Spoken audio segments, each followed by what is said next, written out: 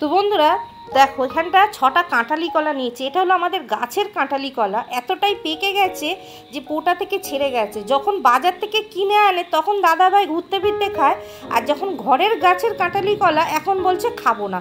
তো যাই হোক, এই কাঁঠালি কলা দিয়ে আজকে তোমাদের একটা রেসিপি করে দেখাবো। তারপরে একটা পাত্র নিয়েছি, কাঁঠালি কলার খোলাগুলো ছাড়িয়ে নিয়ে ভালো করে আগে কলাটাকে মেখে নেবো, একদম সুন্দর করে হাত দিয়ে দেখো পেস্ট করে নিচ্ছি। তারপরে দিয়ে দিচ্ছি এখানটা হাফ কাপ চিনি, আর মিষ্টিটা যে যেরকম খাবে সেই হিসাবে দেবে। এই কলাটা খুবই মিষ্টি বলে তাই আমি চিনিটা অল্প দিয়েছি। তারপরে 1 কাপ ময়দা দিয়ে দিলাম। তারপর এখানটা দিয়ে দেবো 5 থেকে 6 চামচের মতন চালের গুঁড়ি আর হাফ কাপ সুজি। তারপরে দিয়ে দেবো এর মধ্যে সামান্য একটু মৌরি, হাতে ঘষে দিচ্ছি, এটা দিলে খুব সুন্দর একটা সেন্ট হবে। তারপরে দিয়ে দিচ্ছি এইরকম বাটির 1 বাটি নারকেল কোড়া, আর দিয়ে দেবো সামান্য একটু নুন। মিষ্টি জিনিস একটু নুন না দিলে টেস্ট আসবে না। তারপরে ভালো করে সমস্ত উপকরণ দিয়ে ভালো করে মেখে নিচ্ছি। তো দেখো সুন্দর করে মেখে নিয়েছি। আমার মনে হলো আরেকটু ময়দা লাগবে, আরও 1 কাপ ময়দা দিয়ে দিলাম ওর মধ্যে, দিয়ে কিন্তু এবারে ভালো করে কিন্তু মেখে নেবো। আমি তোমাদেরকে বলে দিচ্ছি এর মধ্যে আমি একটু বেকিং সোডা দিয়েছি, সেটা আমি ভিডিও নিতে ভুলে গেছি। আর এর মধ্যে কোনো দুধ আর জল ব্যবহার করিনি। তো এখানটা আমার কিন্তু ব্যাটারটা একদম রেডি হয়ে গেছে, একটা ঘনত্ব ব্যাটার।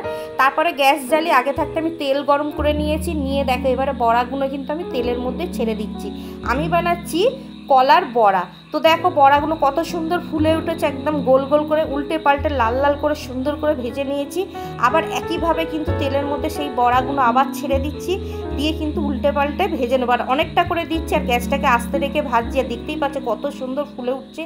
তো সমস্ত বড়াগুলোকে এইভাবে আমি ভেজে নিলাম। তোমরা দেখতেই পেলে কত সুন্দর তেলের মধ্যে ফুলে ফুলে উঠেছে। সব বড়াগুলো ভাজা হয়ে গেছে, আমি তুলে নিয়েছি। দেখো 1 থালা হয়েছে। তোমরা দেখতেই পাচ্ছ বড়াগুলো কতটা ফুলেছে আর কতটা সুন্দর লাগছে। তো তোমাদেরকে একটা কেটে দেখাচ্ছি ভিতর দিক দিয়ে কতটা জালি জালি আছে আর কতটা সফট। আমার মা রান্না পুজোতে এই কলার বড়া আর নারকোল পিঠে আর পায়েস করতো। আমাদের কিন্তু রান্না পুজোতে পিঠে থাকতো। তো মা কিন্তু প্রায় সময় কলা দিয়ে এই বড়া বানাতো, আর খেতে খুব সুন্দর লাগে। বন্ধুরা বাড়িতে যদি তোমাদের এরকম কলা পড়ে থাকে, কেউ যদি না খেতে চায় এরকম পাকা কলা দিয়ে এরকম সুন্দরভাবে বড়া বানিয়ে দেবে, তারাও কিন্তু চুপচাপ খেয়ে নেবে। ঠিক গো? হ্যাঁ বলো। এ নাও তোমাদের জন্য দেখো কি বানিয়েছি। কি বানিয়েছো বাবা? দেখো না কি বানিয়েছি, ফুলগুলো মতো লাগছে, খেয়ে দেখো না। আর এই যে সৌমিলি, সৌমিলি খাবি তো? তো দেখ, খেয়ে দেখ কি বানিয়েছি, দেখ তোদের জন্য। বাহ, দারুণ তো সেন্ট উঠছে।